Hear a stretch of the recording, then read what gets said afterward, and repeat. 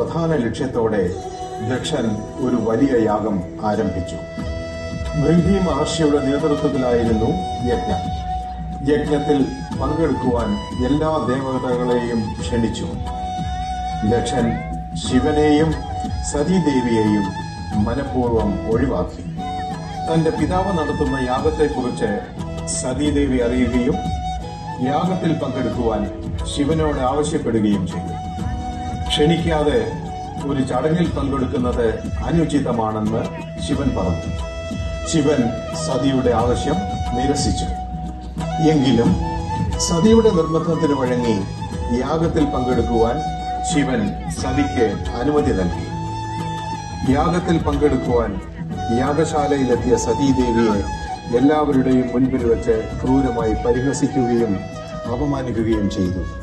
തനിക്കേറ്റ അപമാനം സഹിച്ച് സംയമനം പാലിച്ച സതീദേവിക്ക് പക്ഷേ തന്റെ ഭർത്താവിനെ കുറിച്ച് പറഞ്ഞ നിന്ദ്യമായ വാക്കുകൾ സഹിക്കുവാൻ കഴിഞ്ഞില്ല. തനിക്കും തന്റെ ഭർത്താവിനും ലഭിച്ച അതിരുകളില്ലാത്ത അപമാനം സതീദേവിക്ക് താങ്ങാവുന്നതിലും അപ്പുറമായിരുന്നു. കൂടുതൽ അപമാനം സഹിക്കുവാൻ കഴിയാതെ സതി യാഗാഗ്നയിൽ ചാടി ജീവനൊടുക്കി. സതീദേവിയുടെ മരണവാർത്ത കേട്ട ശിവന്റെ വേദനയും സങ്കടവും മരണത്തിന് കാരണമായ ദക്ഷന്റെ പ്രവൃത്തികൾ ആണെന്ന് അറിഞ്ഞപ്പോൾ കോപമായി മാറി. തന്റെ മുടിയിഴ പറിച്ച് നിലത്തെറിഞ്ഞപ്പോൾ ഉയർന്നു വന്ന വീരഭദ്രനോടും ഭദ്രകാളിയോടും ദക്ഷനെ കൊല്ലുവാനും യാഗം നശിപ്പിക്കുവാനും ശിവൻ ആജ്ഞാപിച്ചു. യാഗസ്ഥലത്തെത്തിയ വീരഭദ്രനും ഭദ്രകാളിയും യാഗം നശിപ്പിക്കുകയും ദക്ഷന്റെ ശിരസ് വെട്ടിമാറ്റുകയും ചെയ്തു. സതീദേവിയുടെ പാതിവന്ത ശരീരവുമായി ഘോര നൃത്തം ചെയ്ത ശിവന്റെ കോപം പ്രപഞ്ചത്തെ മുഴുവൻ ഇളക്കിമറിച്ചു. ഭൂമിയും ആകാശവും സമുദ്രവുമെല്ലാം ഇളകിമറിഞ്ഞു.